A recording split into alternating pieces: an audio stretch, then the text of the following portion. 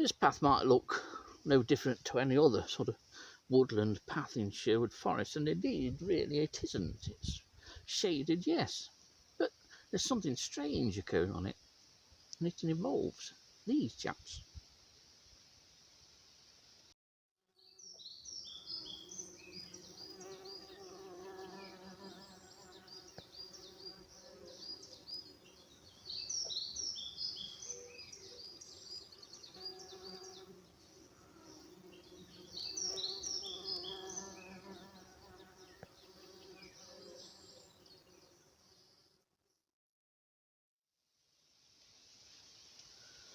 This large and beautiful beetle is a species that you don't really see at Sherwood Forest very often.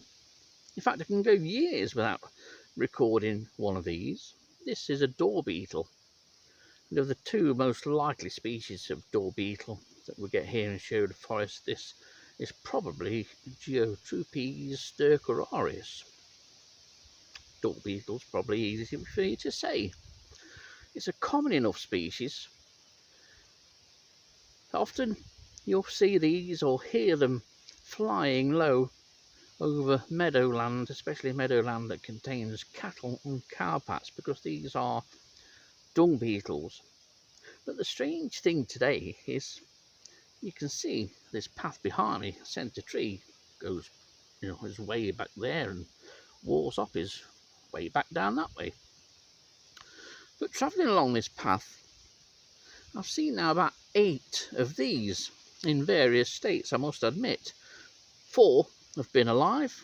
This one isn't alive, but this one's quite fortunate in that it's not been squashed, and there's been several squashed ones.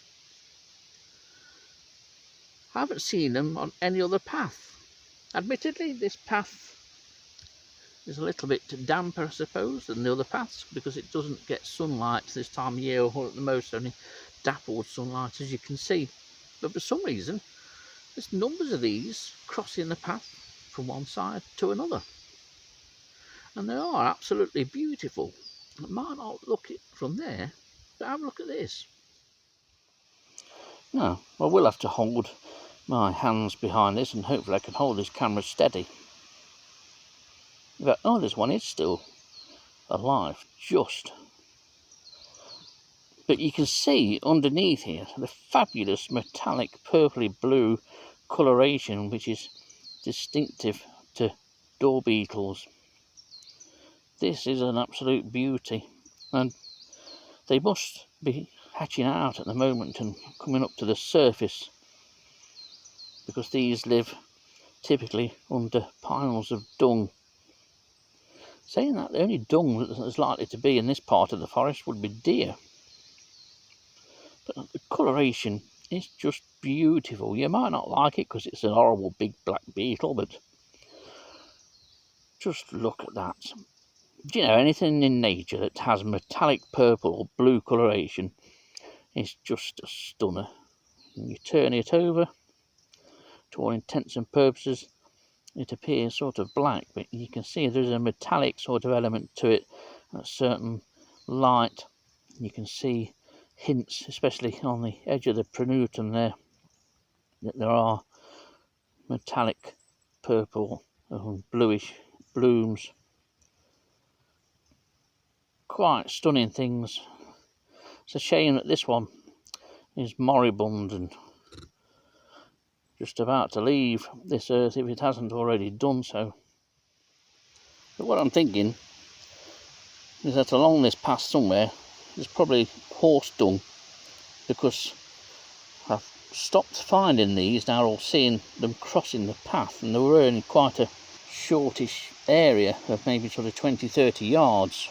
So that's the only thing I can think of. But there you've got a glimpse of the coloration there. But they have a great life history. Like most dung beetles, these build a vertical tunnel, usually under a pile of dung.